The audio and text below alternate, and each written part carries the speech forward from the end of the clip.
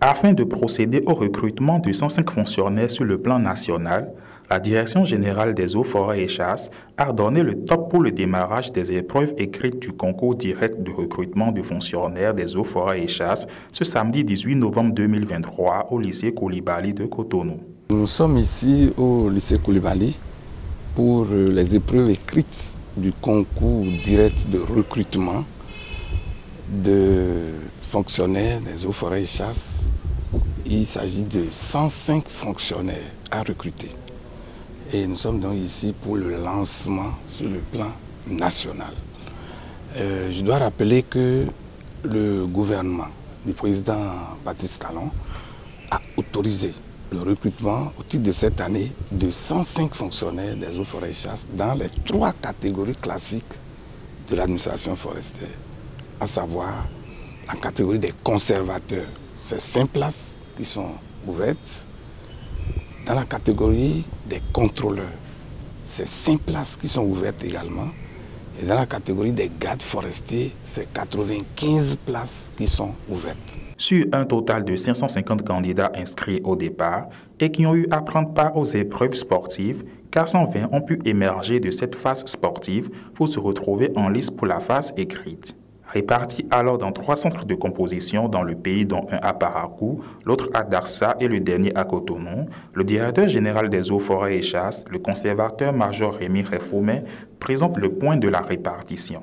Nous avons 3 centres de composition.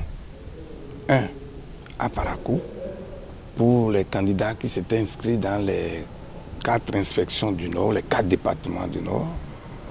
Nous en avons un à Dassa, pour les candidats qui étaient inscrits ou qui ont composé dans les départements du Zou et des Collines. Et le 3e centre est ici, le lycée Coulibaly, pour tous les candidats qui avaient composé dans les départements du Mono, du Koufo, de l'Atlantique, du Littoral et de l'Ouémé Plateau. Dans la répartition pour le centre de Parakou, nous avons toutes les catégories, j'allais dire, pour tous les 3 centres. Nous avons toutes les catégories. Je vais dire globalement, pour le Bénin, nous avons actuellement 39 ingénieurs qui composent pour devenir conservateurs. Vous comprenez? 39 ingénieurs des eaux, forêts et chasses qui composent pour le grade de conservateur des eaux, forêts et chasses. Pour les contrôleurs, il y a 295 qui sont inscrits, 295 titulaires du DAT, diplôme d'études agricoles tropicales, qui composent pour devenir contrôleur. Il y a 5 places, comme je l'ai dit tantôt, pour ça.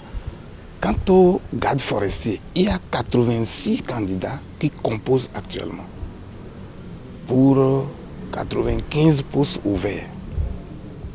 Voilà la situation sur le plan national. Pour le centre d'ici, le centre du lycée Coulibaly, nous avons 107 contrôleurs qui composent, ils sont tous en salle, 22 conservateurs et 36 gardes forestiers. 36 gardes forestiers. Tous les 107 candidats de ce centre sont présents. Avant de se prononcer sur le constat fait dans chacun des centres de composition répartis au niveau national, le directeur général des eaux, forêts et chasses apporte plus de lumière sur les professions de gardes forestiers, de contrôleurs et de conservateurs. Les gardes forestiers, c'est les personnes, hommes ou femmes, qui sont titulaires du BEAT. Ça s'appelle Brevet d'études d'agronomie tropicale. Et pour les contrôleurs, c'est les titulaires du diplôme d'études d'agronomie tropicale, c'est-à-dire DEAT, tandis que pour les conservateurs, c'est les titulaires du diplôme d'ingénieur ou de master. Voilà. Ingénieur en ressources naturelles, n'est-ce pas? Ou bien ingénieur des eaux, forêts et chasses. Voilà pour les niveaux. Ça suppose que, avant de venir composer, pour être recruté dans l'administration forestière, il faut avoir fait une formation professionnelle. Je le dis pour ceux qui pensent qu'avec le BPC, on peut venir avec le bac, c'est pas ça. C'est un diplôme professionnel qui permet d'aller concourir pour être recruté dans l'administration forestière. Je suis, je vais dire, très content des premières informations que j'ai eues du terrain. J'ai consulté les 2 autres centres et apparemment tout se passe bien. Les épreuves sont déjà lancées. Les candidats sont presque tous présents, à plus de 98%. Et donc, mon souhait est que tout se passe dans l'ordre et la discipline, comme cela a commencé, et que le meilleur gagne. Je souhaite bonne chance à tous les candidats. En attendant d'être fixés sur leur sort à partir de la semaine prochaine, les candidats restent optimistes pendant cette phase qui s'avère être le déclic pour un nouvel envol à leur carrière professionnelle.